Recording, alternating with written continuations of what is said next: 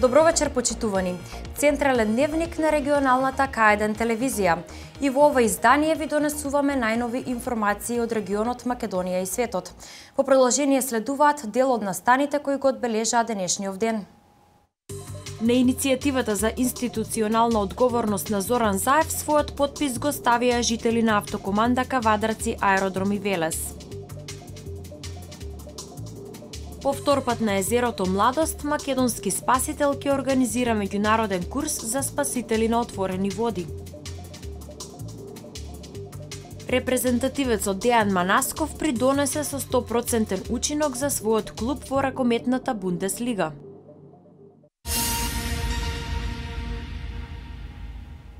Речиси 11.000 граѓани досега го ставиле својот потпис на иницијативата за одговорност на Зоран Заев. Тие велат дека Заев и нанесува штета на државата и дека нема да дозволат да го спроведе своето мрачно сценарио. Списокот со иницијативата за Заев да биде прогласен за велепредавник ќе ја помине цела Македонија.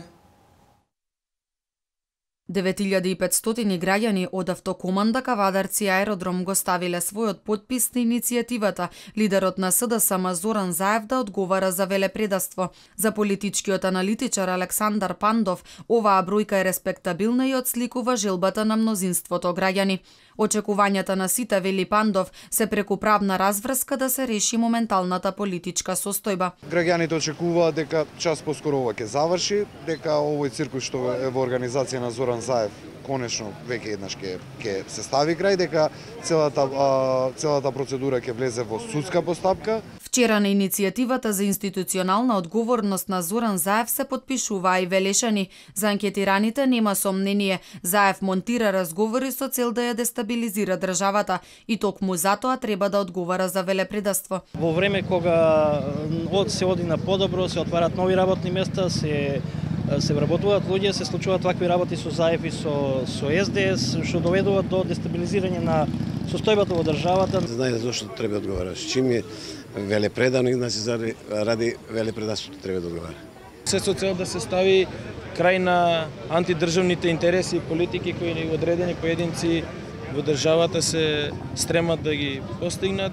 Скоро 3 месеци опозицијата пласира во јавноста разговори на политичари и јавни личности. Според надлежните институции, компрометирачките материјали се набавени на незаконски начин. За неовластено снимање изречена е првата затворска казна откако осомничениот го признал делото и пред судските органи обелоденил кој е нарачател на истото.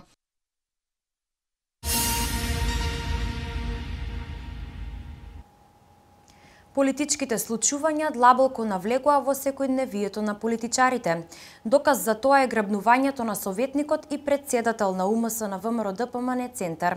МВР ја потврдија информацијата дека советникот бил физички нападнат и грабнат од две лица, пошто лично го пријавил случајот во полициската станица.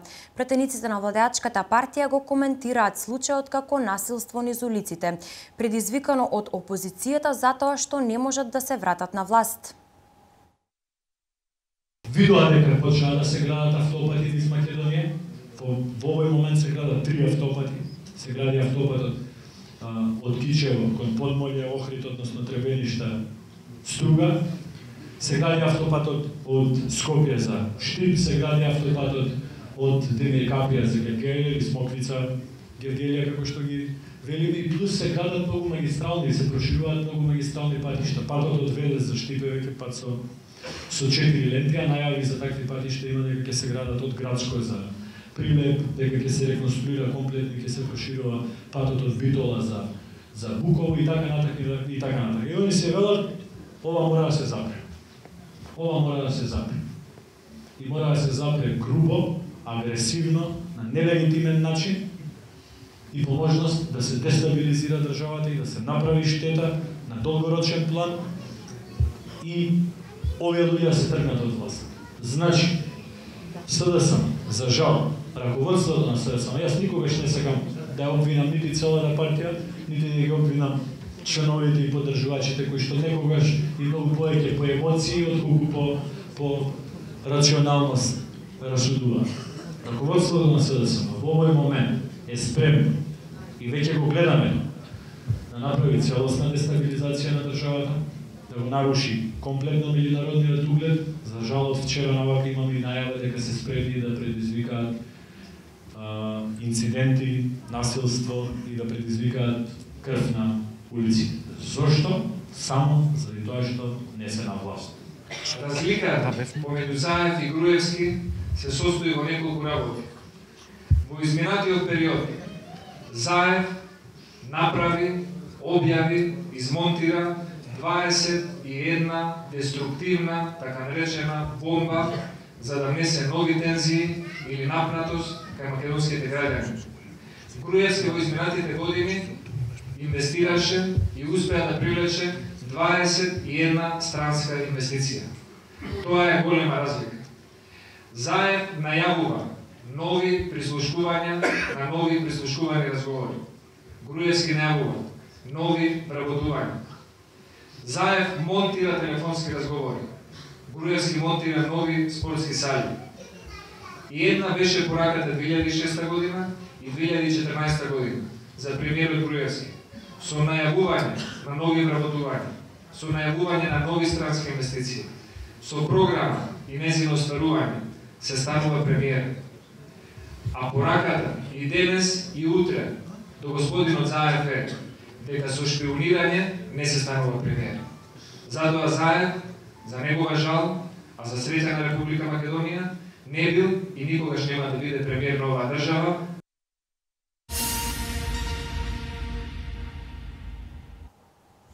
Во рамки на својата стипендиска програма, компанијата Drexel Meyer додели 5 стипендии за најдобрите кандидати кои аплицираа. Студентите од 4-та година од електротехничките и машинските факултети во текот на наредните 6 месеци ќе добиваат паричен надоместок од страна на компанијата, двомесечна пракса и можност за вработување за најдобрите во текот на обуката. Компанијата Drexel Meyer денеска додели 5 стипендии на најдобрите студенти од електротехничките и машинските факултети, кои аплицираа на претходно објавениот конкурс. Програмата за стипендии е за студентите од 4-та година на студиите, која опфаќа паричен надомест во текот на наредните 6 месеци и двомесечна пракса во фабриката Drexel Meyer во Кавадарци. Стипендираните студенти кои успешно ќе ги завршат студиите и ќе се истакнат со своето знаење и умештност во работењето за време на праксата, ќе имаат можност за потпишување на договор за вработување. Компанијата има во план да ја прошири стипендиската програма и за студентите од пониските години на студирање.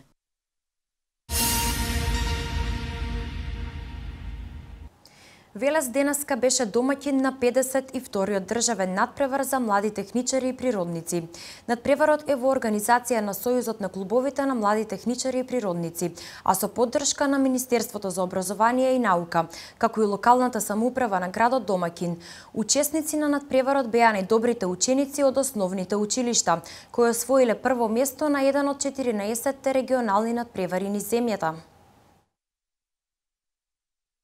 Повеќе од 300 ученици од основното образование денеска беа дел од 52-иот државен надпревар за млади техничари и природници во организација на Сојузот на клубовите на младите техничари и природници на Република Македонија.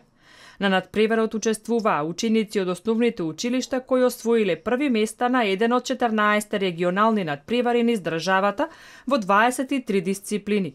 Денеска треба да избереме најдобри од најдобрите. Овие ученици се надпреваруваат во 23 области од техничките и од природните науки. Основното општинско училиште Благој Кирков од Велес беше домаќин на државниот надпревар каде се одвиваа надпреварите по сите организирани дисциплини. Многу сум горда затоа што токму во нашето училиште се одржува една ваква манифестација и секоја година на регионален првен надпревар се надпреваруваат учениците и првопласираните, односно најдобрите се дојдени на денешниот ден. Целта на овие надпревари е да го поттикнат иновативниот дух кај младите луѓе, за тие во најдобро светло да ги представат своите вештини со надпреварувањето во одбраната категорија. 52 пат се одржува, речиси 70 години, без малку 70 години наназад и со особено задоволство забележувам, констатирам дека интересот е огромен меѓу нашата млада популација, меѓу учениците. Надпреварите се поддржани и од локалната самоуправа на општина Велес како град домаќин. нашиот град Велес е домаќин на овие финални надпревари на младите научници организирани од Народна техника на Република Македонија. Се надевам дека и на овие надпревари ќе можат учениците да ги прошират дополнително своите знаења. На надпреварот учениците ги презентираа своите проекти кои ги работеле заедно со нивните наставници и ментори, пред комисиите составени од наставници, универзитетски професори и соработници. Најдобрите ученици ќе бидат наградени со дипломи од Министерството за образование и наука, кои се вреднуваат кога се доделуваат стипендии.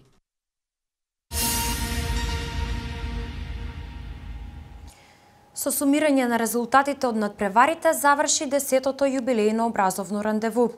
Во организација на Младинската асоциација на средни стручни училишта на Македонија МАСУМ, учество на настанот земаа 43 училишта од државата. Домаќин беше Велешкото училиште Димитрија Чуповски. Со доделување на награди во повеќе категории заврши дводневното образовно рандеву. 2500 учесници, од кои 350 ментори од 43 средни стручни училишта од земјава зема учество на јубилејниот настан. Учениците се надпреваруваа во повеќе категории, поделени во 3 дела, и тоа едукативен дел, културно-забавен и спортски дел.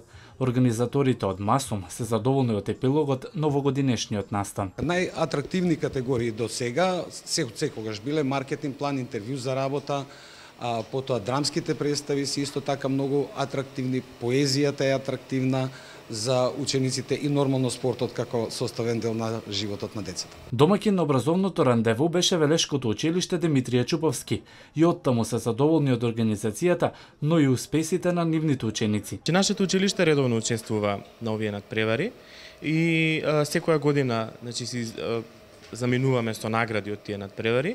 Оваа година имаме прво место за најдобар штанд и трето место за маркетинг план. Образовното рандеву Младинската асоциација на средни стручни училишта го организира со поддршка на УСАИД, Министерството за образование, а се вклучуваат и повеќе високообразовни институции од земјава.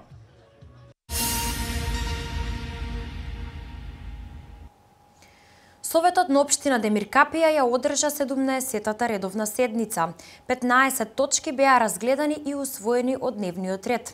По нивното усвојување беа разгледани и барањата од физичките и правните лица и беше одговарано на прашањата на кои беа советниците присутни на седницата. Советот на општина Демиркапија ја одржа 17-та поред редовна седница, на која беа разгледани и усвоени 15 точки од дневниот ред. Програмата за спроведување на општите мерки за заштита на населението од заразни болести во општина Демиркапија за оваа година, која е опфатена во првата точка, беше усвоена. Наредните 3 точки, кои се во делот на комуналната изградба, исто така беа усвоени. По разгледувањето на 5-та точка на дневниот ред, Советот донесе одлука за примање и давање на користење движни ствари, книги од програмата на владата на Република Македонија за преведување на 500 стручни научни книги и учебници. 6-та точка од дневниот ред исто така беше усвоена, со која општината ја превзема сопственоста на водоснабдителниот систем во населено место Чифлик од местна заедница Чиф. Со наредната точка одлучено е одобрување на финансиски средства на детската градинка Борис Трајковски. 9-та и 10-та точка кои се однесуваат на работа со Вардарскиот плански регион, исто така беа разгледани и усвоени. А по нивното усвојување беа разгледани барањата од физички и правни лица и беа одговарани советничките прашања.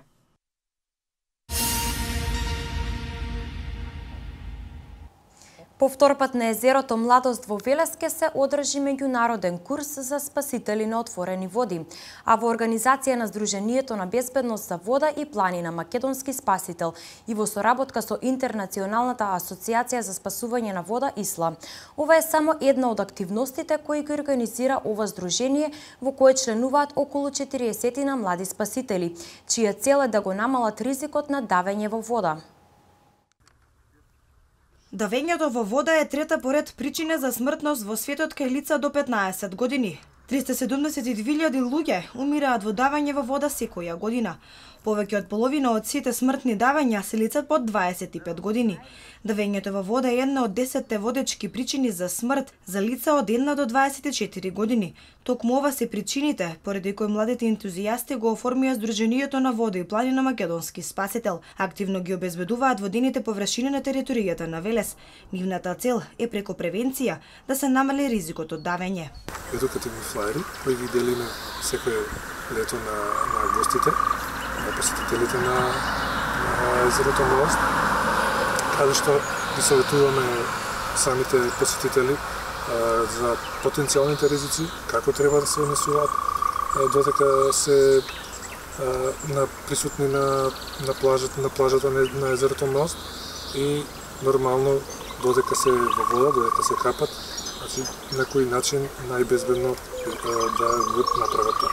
Македонски спасител во 2013 година беше домаќин на интернационалниот курс за спасување на отворени води. Искусни спасители и инструктори од Интернационалното здружение за спасување на вода ИСЛА од Соединетите Американски држави ги обучуваа младите спасители за начинот и техниката на спасување.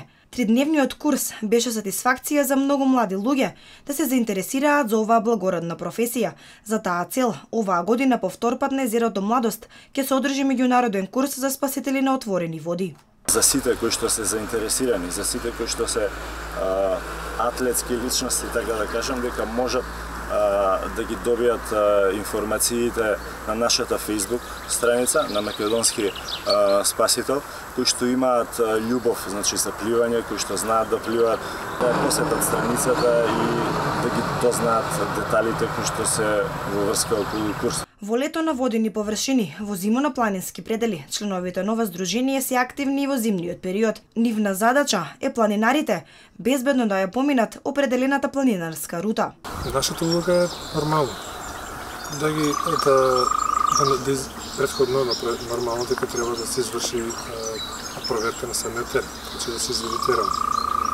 Точно да се знаат бројката на учесници на самиот настан и си има процедури кои што ние самиот тим се ги спроведува на кој начин најдобро ќе се изведе тоа обезбедување на учесници. Оваа година Сдруженијето имаше можноста да биде дел од спасителната единица на меѓународниот натпревар во кајак на диви води ИКАС, кој пред неколку недели се одржа во Скопје на патеката Матка. Што се однесува до безбедноста на самиот натпревар помина во најдобар ред, иако имавме 15 навремени интервенции, истите не беа со некоја поголем ризик по однос на учесниците на самиот натпревар. Ова се дел од активностите кои Македонски спасител ги организира во летниот и зимниот период. Минатата година за прв пат го организираа Спасител јуниор, во кој учествуваат деца од 9 до 16 години. За оваа година, покрај меѓународниот курс, Сдруженијето повторно ќе го организира курсот за млади спасители, а дел од нив во август годинава ќе учествуваат на триатлон во Бугарија.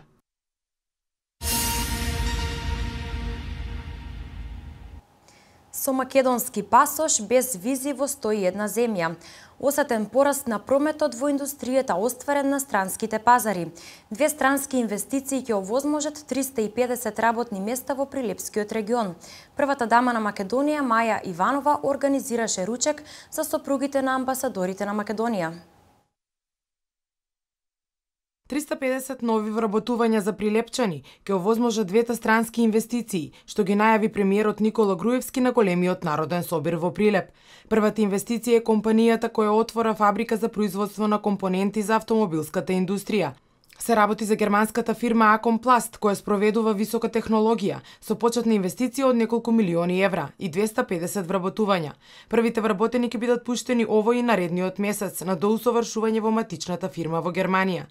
Втората инвестиција е италијанска компанија која ќе инвестира во Прилеп во производство на расветни тела и која на самиот почеток ќе вработи 50 лица, а во период од 2 години ќе вработи над 100 лица, изјави Груевски. Тој посочи дека за компанијата се потребни млади кадри кои го познаваат англискиот јазик, а американската компанија за производство на етанол, која самата објави планови за влез во Прилеп, се уште работи на подготовка на предусловите за да ја почне инвестицијата, која по реализацијата ќе ангажира околу 2000 луѓе.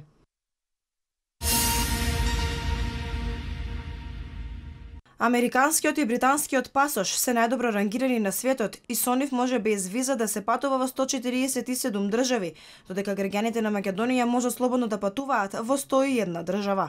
Според индексот на пасоши што го изработи финансиската консултативна компанија Arton Capital, државите се рангирани врз основа на тоа во колку држави со нивен пасош може слободно да се влезе. Македонскиот пасош е рангиран на 33-то место. Веднаш за сад и Велика Британија се најдоа Франција, Јужна Кореја и Германија, чии државјани можат да влезат во 145 држави, додека третото место го делат Италија и Шведска.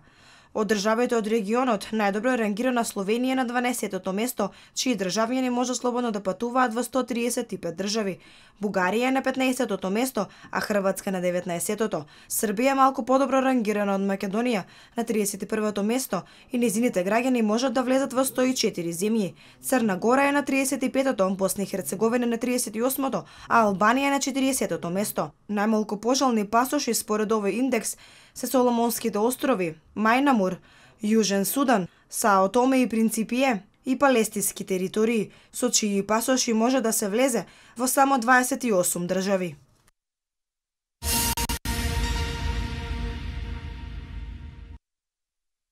Индексот на прометот во индустријата во февруари бележи пораст од 11,5% на годишно ниво, објави во петокот Државниот завод за статистика. Индексот на прометот во индустријата остварен на домашниот пазар во февруари бележи опаѓање од 6,6%, а индексот на прометот остварен на странски пазари бележи пораст од 16,8%. Гледано по сектори, прометот во индустријата во секторот рударство и вадење на камен во февруари бележи пораст од 5,5%, а во секторот преработувачка индустрија бележи пораст од 11,8%. Според главните индустријски групи, прометот бележи пораст кај интермедијарни производи, освен енергија за 5,5% и капитални производи за 24,2%, трајни производи за широка потрошувачка за 4% и нетрајни производи за широка потрошувачка за 5,3%, додека опаѓање бележи кај енергија за 97%. Индексот на прометот во индустријата во февруари во однос на јануари бележи пораст од 2%, додека во периодот јануари-февруари 2015 година во однос на периодот јануари-февруари 2014 година порастот изнесува 8,5%.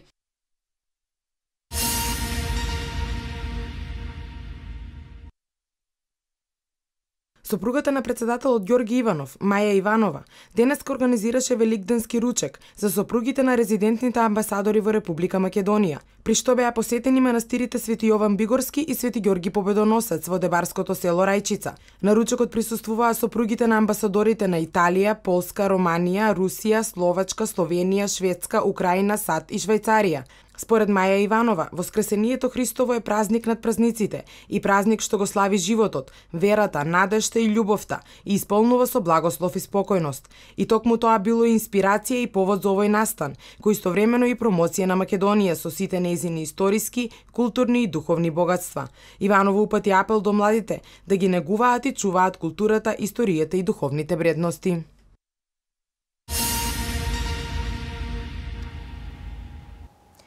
А од вестите од светот, 4 членки на Европската Унија бараат европско решение за имиграцијата.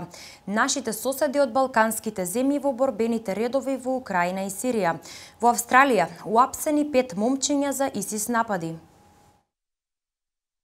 Германија, Франција, Италија и Словачка во петокот по последните трагедии на Медитеранот побараат цврсто и одлучно решение за проблемите со имиграцијата на европско ниво.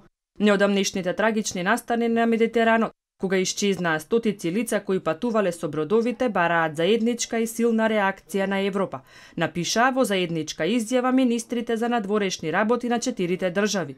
Тие сметаат дека Европската Унија треба да се занимава со ова прашање и итно да разработи заедничка и логична европска политика за имиграцијата.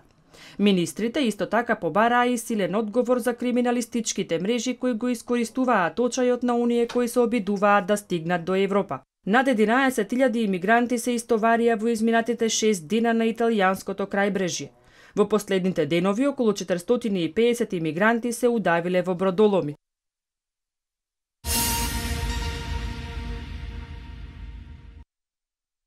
Граѓаните од соседните балкански земји учествуваат во воените конфликти од Азовско море до Алепо. Нивните влади се загрижени, а дел од земјите создадоа закони кои го санкционираат учеството во конфликти во други држави како кривично дело. Според британскиот магазин Економист, србите се приклучија кон проруски сили во Украина. Хрвати се борат на страната на украинските владини сили, додека балканските муслимани војуваат во Ирак и Сирија во редовите на исламистичките групи и ИСИС. Според некои истражувања, на секоја страна во украинскиот конфликт се борат околу 300 странски државјани, меѓу нив и 100 срби и околу 25 хрвати.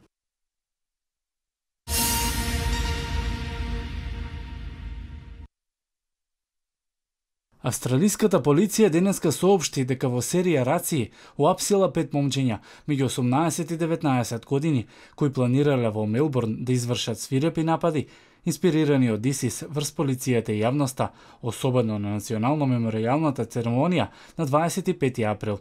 Момчињата планирале со употреба на остро оружје да напаѓаат полицајци и други луѓе на церемонијата на така наречениот Анзак ден. Во оваа фаза немаме потврда дека било планирано обезглавување, вели полицијата, но со сигурност се знае дека ќе биле напаѓани полицајци. Некои од доказите што ги собравме и некои од информациите што ги имаме не наведуваат да веруваме дека ова е работа инспирирана од ИСИС. Две од момчињата од 18 години биле уапсени за терористички активности, соопшти полицијата. Две од момчињата пак на возраст од 18 и 19 години кои се во притвор и помагаат на полицијата. Се проценува дека тие двајца ги вршеле подготовките за терористичките напади во Мелбурн, вклучувајќи и напади врз полицајци, се вели во заедничката изјава на Австралиската сојузна полиција и полицијата на државата Викторија, чиј главен град е Мелбурн.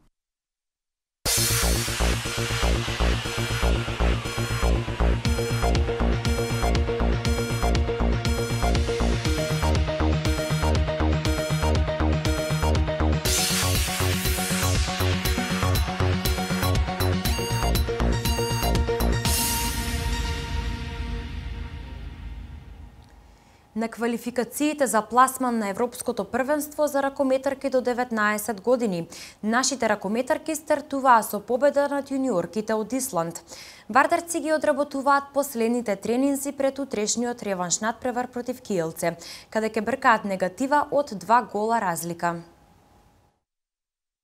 Македонските млади ракометарки до 19 години квалификациите за пласман на Европското првенство ги отпочнаа со победа против јуниорската селекција на Исланд со 24 наспроти 22, иако во првиот дел од мечот губевме и со 5 гола разлика.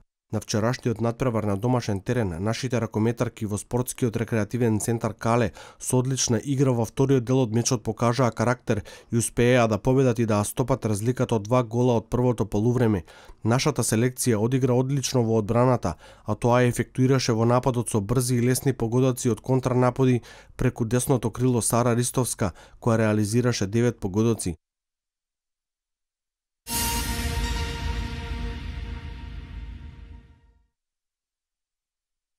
Ракометарите на Вардар предпладнево го одработија последниот тренинг во Скопје, а потоа заминуваат за Полска, каде во недела против екипата на Киелце ќе го одиграат реванш надпреварот од четвртфиналната фаза од Лигата на шампионите.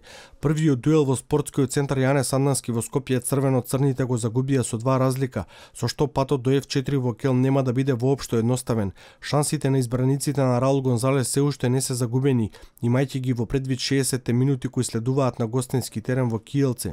Стручниот штаб на Вардар одлучи во Полска да патуваат сите играчи кои се на располагање, па Гонзалес в сабота, на ден пред мечот, ќе се одлучи кои 16-мина ќе го понесат товарот на најважниот надпревар сезонава во Лигата на шампионите. Шпанскиот стратег смета дека анализите на првиот меч ќе ги дадат корелациите во играта на реваншот, каде единствена цел е победа. Противничкиот стратег Талан Душебаев и покри фактот што неговата екипа има предност од 2 гола, како и тоа што игра пред своја публика, останува мирен и внимателен во пресрет на реваншот.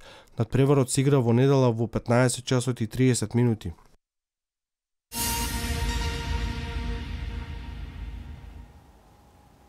Репрезентативецот Дејан Манасков придонесе со 100% учинок за својот клуб во ракометната Бундеслига. Новак Ѓоковик во полуфиналето на турнирот во Монте Карло го совлада Рафаел Надал. Луис Хамилтон ја продолжува доминацијата во Формула 1 со нова пол позиција во Бахрейн.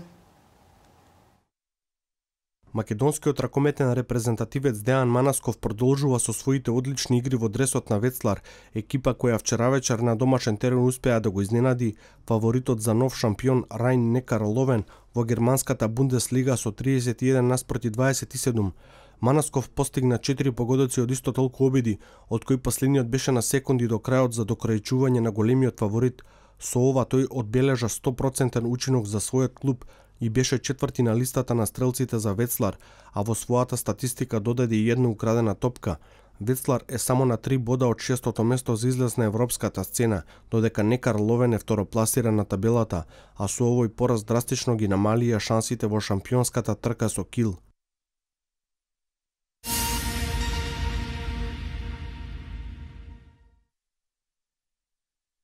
Најдобриот светски тенисер Новак Ѓоковиќ се пласираше во финалето од турнирот во Монте Карло, откако во денешното фантастично полуфинале успеа да го победи Рафаел Надал со 2-0 во сетови.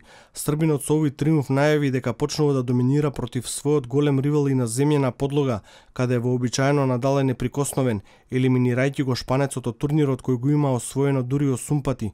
Рафаел го отпочна денешниот меч одлично, но сепак Новак остана на врвот на задачата и го елиминира противникот.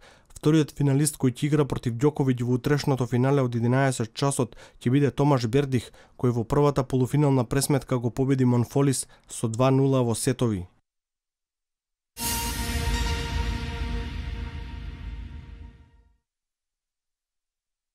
Британскиот возач Луис Хамилтон ја продолжува својата доминација во Формула 1 шампионатот, откако оствари повторно најдобро време на денешните квалификации за пол позицијата во пресрет на големата награда на Бахрейн. Возачот на Мерцедес попладнево повторно делуваше импресивно на патеката, со половина секунда побрзо време од возачот на Ферари Себастијан Фетел, уште еднаш потврдувајќи дека заслужено има фаворитската улога на четвртата трка од шампионатот. Клубскиот колега на Хамилтон Нико Росберг мораше да се задоволи со третата позиција, додека зад него се најдоа Рајконен, Ботас, Маса и Рикардо. Трката за големата награда на Бахрейн е на програмата со почеток во 17 часот.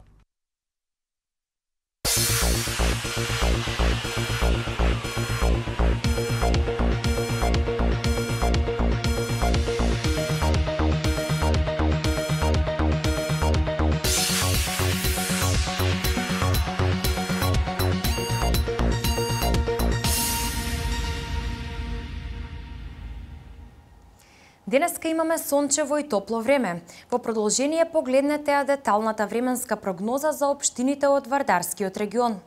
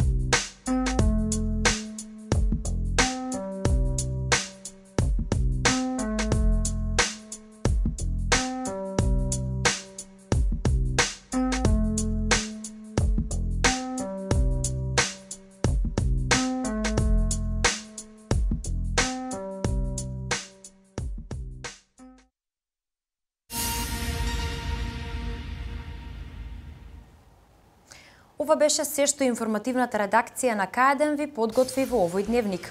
Останете со нашата програма. Имајте пријатна вечер.